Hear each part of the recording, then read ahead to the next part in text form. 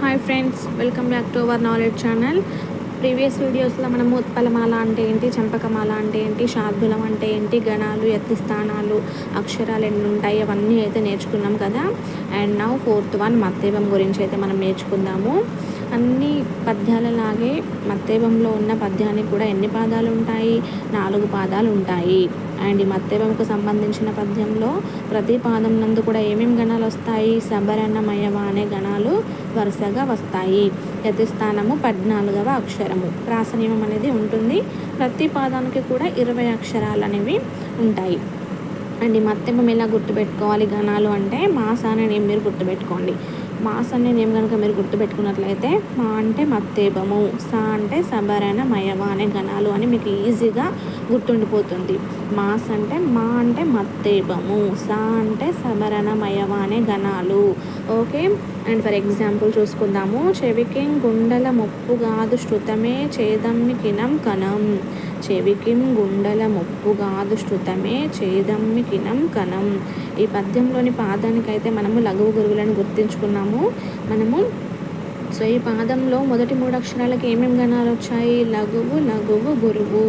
ఇలా మనకిచ్చిన పద్యంలో మొదటి పాదంలో మొదటి 3 అక్షరాలకి గనక లఘువు, లఘువు, గురువు అనే గణాలు వచ్చినట్లయితే ఆ పద్యము మత్తేవంకు సంబంధించింది అని మీరు గుర్తుపట్టాలి. ఎలా అంటే కోడ్ కూడా మీకు నేను ఎక్స్ప్లెయిన్ చేశాను ప్రీవియస్ వీడియోస్లో. అదేంటి? యమాతార జబాన సలగం. యమాతార జబాన సలగం అనే కోడ్ కనుక మీరు గుర్తుపెట్టుకున్నట్లయితే ఇందులో మనకిచ్చిన పద్యంలో మొదటి పాదంలో మొదటి 3 అక్షరాల్లో వచ్చిన గణాలు ఎక్కడి నుండి స్టార్ట్ అయ్యాయి? లఘువు, లఘువు, గురువు. ఇవి ఇందులో ఎక్కడి నుండి స్టార్ట్ అయ్యాయి చూడండి. లఘువు, లఘువు, గురువు. సా దగ్గర నుండి స్టార్ట్ అయ్యాయి. సా దగ్గర నుండి అయితే మనకి లఘువు, లఘువు, గురువు అనే గణాలు స్టార్ట్ అవ్వడం జరిగింది. సో మనకి పద్యంలో గణాలు ఏమొస్తాయి? సబరన్నమయవ అనే గణాలు వస్తాయని చెప్పేసి మీరు గుర్తుపట్టగలగాలి.